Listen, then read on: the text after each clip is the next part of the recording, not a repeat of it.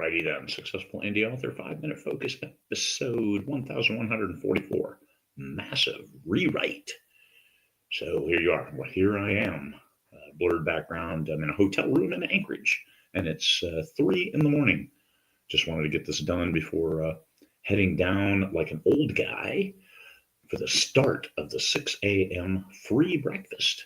So yeah, that's what old people do. I'll troop up because, hey, it's something to do. No, got plenty to do. Anyway, massive rewrite. So there you are, you're writing your first book, and you're starting to go back through it, and you look at it and say, geez, this isn't what I expected. There's some good parts, but boy, this is horrible. I need to rewrite this. So you rewrite it, and then you rewrite it again, and again, and again. And at the end of all that, you know what? It's still not the next great American novel. It's still not anything that you want to put out there. But you know what? You have to. Because by rewriting that same book over and over, you've still written only one book. How much have you learned? You learn more by putting it out there and getting very, very targeted feedback on, hey, here's why it failed. Okay, people only read the first page and then they didn't go any farther. So what's the problem? But I wrote a whole book. I want them to read more than the first page.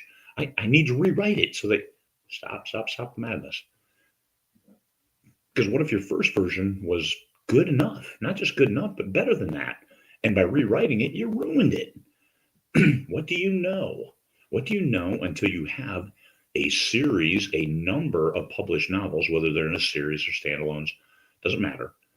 That's when learning takes place. And when you learn, you get better. And when you get better, that's when you start reaching the audiences in a way that they can feel, that touches them. So why are you rewriting your book? Is it because there's a fatal flaw in there? Did you just meander with your prose?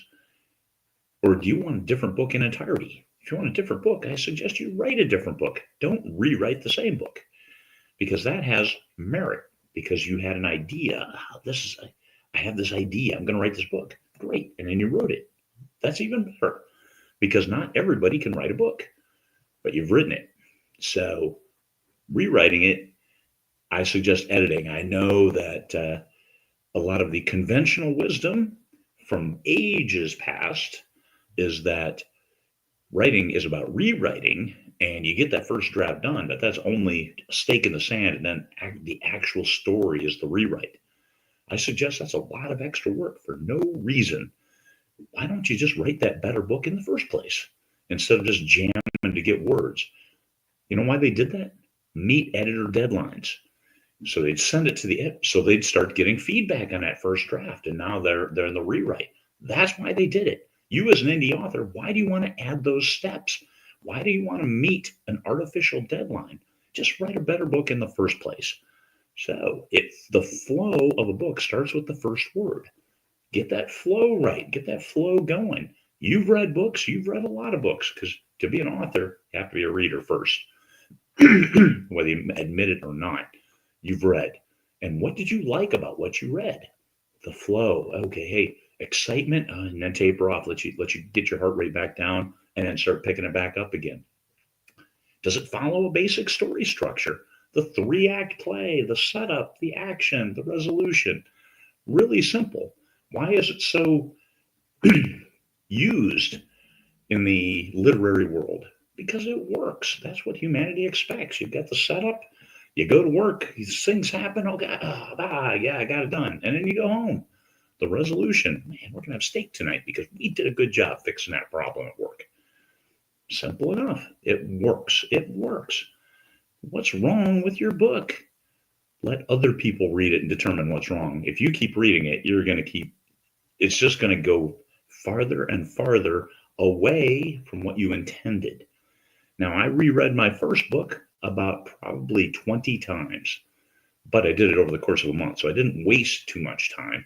But still, by the end, I was exhausted. I didn't want to read another word in that book. And I go back now and take a look, and it's pretty good. But you know what made it better after my 20 attempts at rewriting it? Sending it to an editor, a real editor, who I went through and say, oh, fix this. Oh, here's this. There's a sentence that is incomplete here. Great. Fixed it, turned it loose, all world bestseller a few months later. So You can do it, but you got to do it. You do it the first time, just write that story. Make sure you understand here's what's happening. Here's the flow of the story. Here's the individual scenes as they stitch them together like a string of pearls, and then deliver it.